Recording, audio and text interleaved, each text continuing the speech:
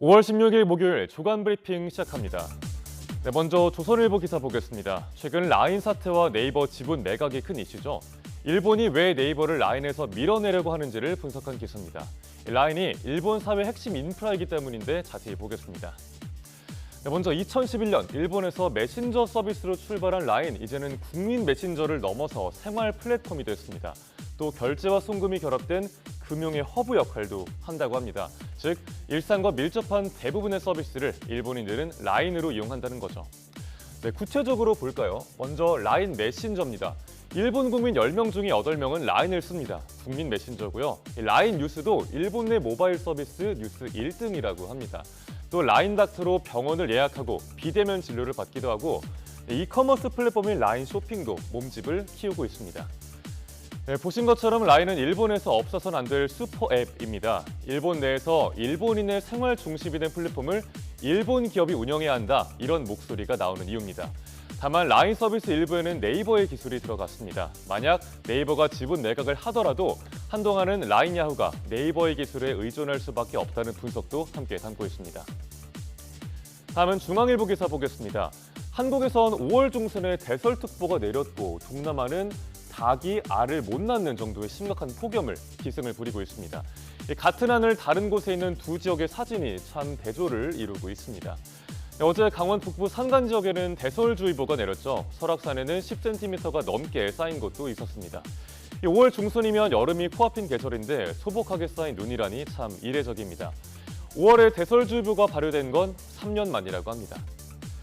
그런데 동남아시아는 잔인한 폭염으로 고통받고 있습니다. 이렇게 지독한 더위에 농축산업 분야가 특히 직격탄을 맞았습니다. 우선 과일 수확량이 크게 줄었고요. 너무 더운 나머지 스트레스를 받은 돼지들이 이상 행동을 보인다고 합니다. 닭과 오리는 알을 낳지 못하고 있습니다. 이에 계란 가격도 덩달아 크게 올랐습니다. 또 폭염에 동남아에선 휴교령을 내린 곳도 많다고 합니다. 네, 태국에선 이미 폭염 관련 질환으로 40명이 넘게 사망했습니다. 빨라진 지구온난화 속도에 엘니뇨 현상까지 겹친 결과입니다. 기후변화가 세계 각지에서 각기 다른 모습으로 나타나고 있습니다. 네, 이번에 볼 기사는 동아일보입니다. 자녀가 둘이면 연금 1.15배, 또 666대2로 육아 집중. 모두 경상북도가 진행한 저출생 극복 아이디어 공모전에 나온 제안들입니다. 참 참신한 아이디어들이 나왔는데 어떤 게 있는지 보겠습니다. 먼저 자녀가 둘이면 국민연금 1.5배, 셋 이상이면 2배로 늘려주자는 아이디어가 나왔습니다.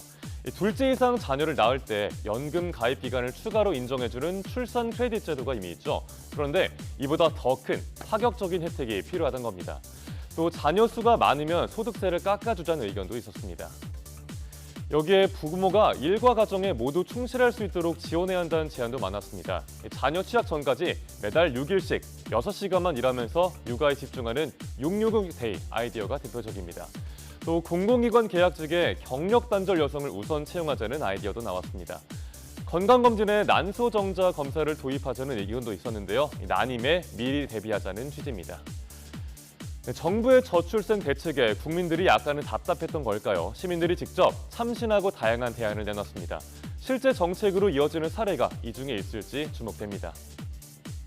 다음으로 세계일보 기사 보시죠. 5월은 대학교 축제 시즌이기도 합니다. 그런데 억소리가 나는 아이돌 섭외에 학교들은 곡소리를 내고 있습니다. 콘서트처럼 변해가는 대학 축제의 모습을 다루는 기사입니다. 봄 축제 기간을 맞은 대학들 사이에선 인기 연예인 섭외 경쟁이 치열하죠. 학교당 적게는 2-3팀에서 많게는 10팀까지 공연 명단에 이름을 올렸습니다. 그런데 문제는 비용입니다. 수도권 대학들은 대부분 축제 비용으로 1억 5천만 원에서 3억 원 정도를 씁니다. 교비와 학생회비, 외부 후원금 등 재원은 줄어들고 있죠.